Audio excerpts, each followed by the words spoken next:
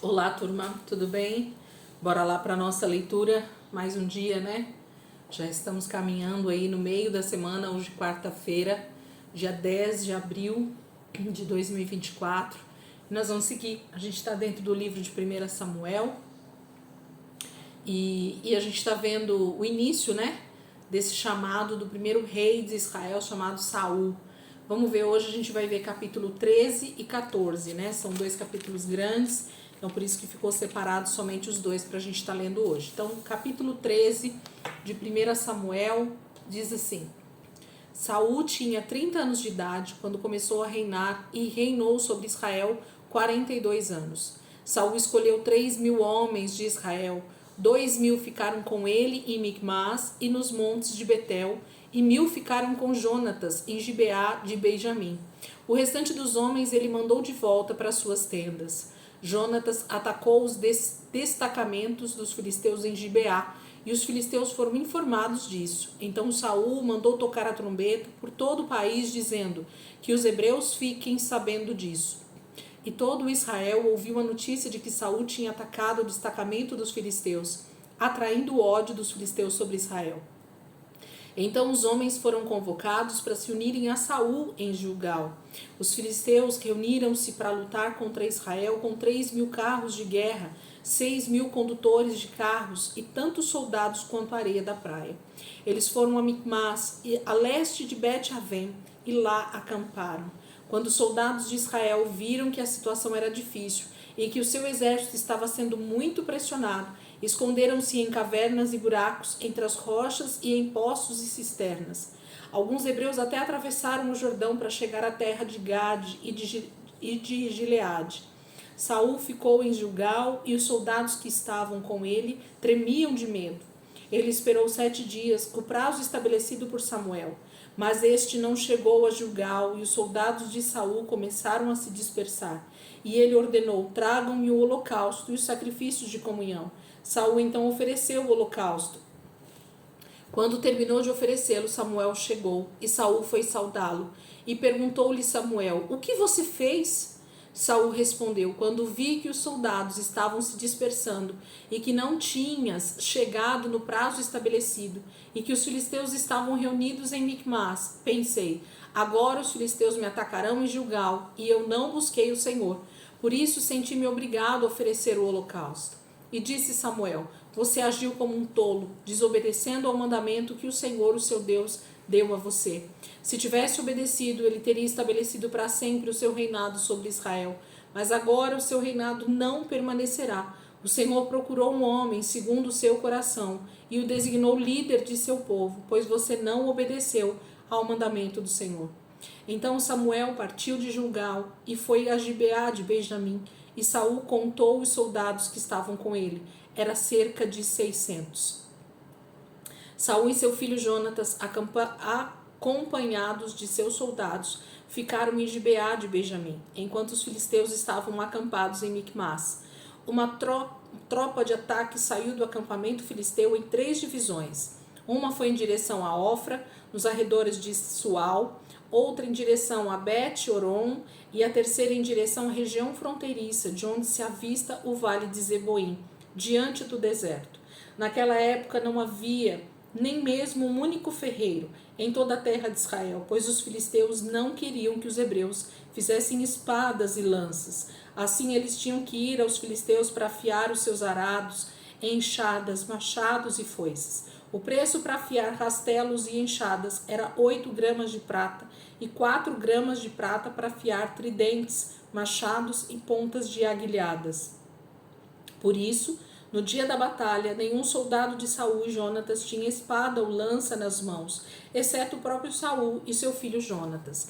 Então, capítulo 13 fala desse incidente terrível que Saul mal tinha começado a governar sobre Israel e ele já comete esse erro que foi oferecer holocaustos e sacrifícios no lugar do sacerdote Samuel, no lugar do juiz, né, Samuel, no lugar daquele que estava destinado por Deus para fazer isso. E ele faz isso como se tudo fosse normal e maravilhoso, e quando então Samuel chega e percebe o pecado de Saul, ele então já dita as regras, né? E fala que o Senhor, infelizmente, já está procurando outro para colocar no lugar de Saul, porque ele já foi desobediente na primeira ordem dada pelo Senhor. Então, a tristeza de Samuel nesse momento é de que na primeira ordenança que Saul recebeu dele para aguardar os 7 dias no acampamento, que o Senhor daria vitória para eles contra os filisteus, Saul já desobedece. Então, o que seria dele, né, como rei em Israel? Capítulo 14. Aconteceu que um destacamento filisteu foi para o desfiladeiro de Miquimás. Certo dia, Jonatas, filho de Saul, disse ao seu jovem escudeiro: vamos ao destacamento filisteu do outro lado. Ele, porém, não contou isso a seu pai.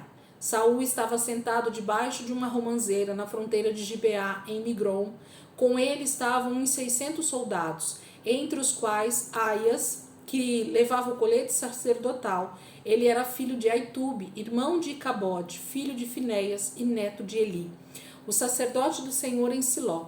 Ninguém sabia que Jonatas havia saído. Em cada lado do desfiladeiro que Jonatas pretendia atravessar para chegar ao destacamento filisteu, havia um penhasco íngreme. Um se chamava Bozés e o outro Sené.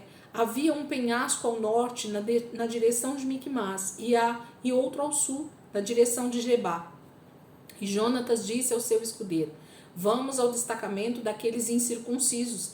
Talvez o Senhor haja em nosso favor, pois nada pode impedir o Senhor de salvar, seja com muitos ou seja com poucos.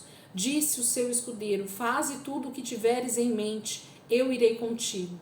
E Jonatas disse: venha, vamos atravessar na direção dos soldados e deixaremos que nos avistem. Se nos disserem: esperem aí até que cheguemos perto, ficaremos onde estivermos e não avançaremos. Mas se disserem: subam até aqui, subiremos, pois este será um sinal para nós de que o Senhor os entregou em nossas mãos. Então os dois se deixaram ver pelo destacamento dos filisteus, que disseram: vejam, os hebreus estão saindo dos buracos onde estavam escondidos. E gritaram para Jonatas e seu escudeiro: subam até aqui e daremos uma lição em vocês. Diante disso, Jonatas disse ao seu escudeiro: siga-me, o Senhor os entregou nas mãos de Israel. Jonatas escalou o desfiladeiro, usou as mãos e os pés, e o escudeiro foi logo atrás. Jonatas os derrubava e seu escudeiro logo atrás dele os matava. Naquele primeiro ataque, Jonatas e seu escudeiro mataram cerca de 20 homens numa pequena área de terra. Então caiu terror sobre todo o exército, tanto sobre os que estavam no acampamento e no campo, como sobre os que estavam nos destacamentos, e até mesmo nas tropas de ataque. O chão tremeu e houve um pânico terrível. As sentinelas de Saul em Gibeá de Benjamim viram o exército filisteu se dispersando, correndo em todas as direções. Então Saul disse aos seus soldados: contem os soldados e vejam quem está faltando. Quando os fizeram, viram que Jonatas e seu escudeiro não estavam presentes.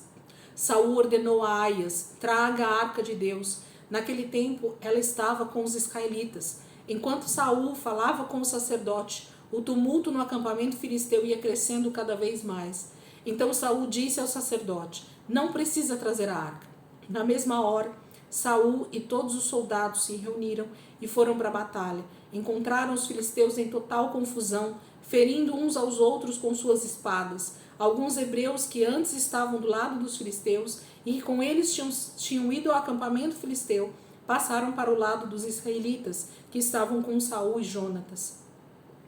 Quando todos os israelitas que haviam se escondido nos montes de Efraim ouviram que os filisteus batiam em retirada, também entraram na batalha perseguindo-os. Assim o Senhor concedeu vitória a Israel naquele dia, e a batalha se espalhou para além de Bet-Avém. Os homens de Israel estavam exaustos naquele dia, pois Saul lhes havia imposto um juramento, dizendo: maldito seja todo o que comer antes do anoitecer, antes que eu tenha me vingado de meus inimigos. Por isso ninguém tinha comido nada. O exército inteiro entrou num bosque onde havia mel no chão. Eles viram o mel escorrendo, contudo ninguém comeu, pois temiam o juramento. Jonatas, porém, não sabia do juramento que seu pai havia imposto ao exército, de modo que estendeu a ponta da vara que tinha na mão e molhou no favo de mel. Quando comeu, seus olhos brilharam. Então um dos soldados lhe disse: seu pai impôs ao exército um juramento severo, dizendo: maldito seja todo o que comer hoje. Por isso os homens estão exaustos. E Jonatas disse: meu pai trouxe desgraça para nós. Veja como meus olhos brilham desde que provei um pouco deste mel. Como teria sido bem melhor se os homens tivessem comido hoje um pouco do que tomaram dos seus inimigos. A matança de filisteus não teria sido ainda maior? Naquele dia, depois de derrotarem os filisteus, desde Miquimás até Aijalon, os israelitas estavam completamente exaustos. Eles então se lançaram sobre os despojos e pegaram ovelhas, bois e bezerros. Mataram-nos ali mesmo e comeram a carne com o sangue. E alguém disse a Saul: veja, os soldados estão pecando contra o Senhor, comendo carne com sangue. E ele disse: vocês foram infiéis. Rolem uma grande pedra até aqui. Saiam entre os soldados e digam: cada um traga a mim seu boi ou sua ovelha. Abatam-nos e comam a carne aqui. Não pequem contra o Senhor comendo carne com sangue. Assim cada um levou seu boi naquela noite e ali o abateu. Então Saul edificou um altar para o Senhor. Foi a primeira vez que fez isso. E Saul disse ainda: desçamos atrás dos filisteus à noite. Vamos saqueá-los até o amanhecer e não deixemos vivo nenhum deles. Eles responderam: faze o que achares melhor. O sacerdote, porém, disse: consultemos aqui a Deus. Então Saul perguntou a Deus: devo perseguir os filisteus? Tu os entregarás nas mãos de Israel? Mas naquele dia Deus não lhe respondeu. E disse então Saul: venha cá, todos vocês que são líderes do exército, e descubramos que pecado foi cometido hoje. Juro pelo nome do Senhor, o libertador de Israel, mesmo que seja meu filho Jonatas, ele morrerá. Mas ninguém disse uma só palavra. A seguir disse Saul a todos os israelitas: fiquem vocês de um lado, eu e meu filho Jonatas ficaremos do outro. E eles responderam: faze o que achares melhor. E Saul orou ao Senhor, ao Deus de Israel: dá-me a resposta certa. A sorte caiu em Jonatas e Saul, e os soldados saíram livres. E Saul disse: lancem sortes entre mim e meu filho Jonatas. E Jonatas foi indicado. Então Saul disse a Jonas: diga-me o que você fez. E Jonatas lhe contou: eu provei um pouco de mel com a ponta de minha vara. Estou pronto para morrer. E Saul disse: que Deus me castigue com todo rigor, caso você não morra, Jonatas. Os soldados, porém, disseram a Saul: será que Jonatas, que trouxe esta grande libertação para Israel, deve morrer? Nunca.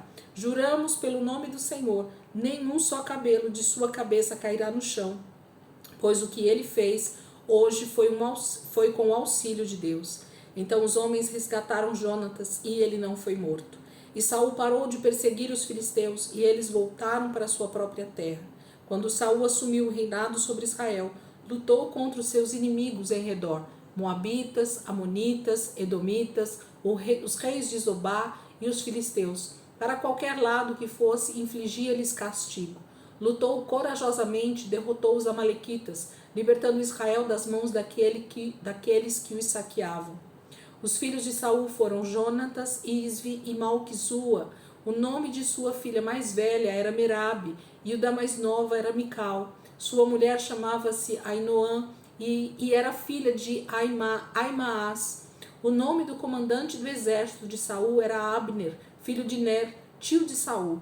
Quis, pai de Saul, e Ner, pai de Abner, eram filhos de Abiel.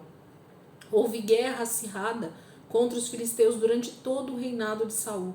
Por isso, sempre que Saul conhecia um homem forte e corajoso, alistava-o no seu exército. Capítulo 14, na verdade, fala de alguns acontecimentos aqui nesse momento, mas o principal deles é essa ousadia de Jonatas, né, do filho de Saul, em lutar contra os filisteus naquele momento de um destacamento, na verdade, um acampamento de filisteus, e ter a vitória, né, porque era o Senhor. Quando ele fala essa frase aqui no início do capítulo 14, versículo 6, ele diz: e Jonatas disse ao seu escudeiro: vamos ao destacamento daqueles incircuncisos. Talvez o Senhor haja em nosso favor, pois nada pode impedir o Senhor de salvar, seja com muitos ou seja com poucos.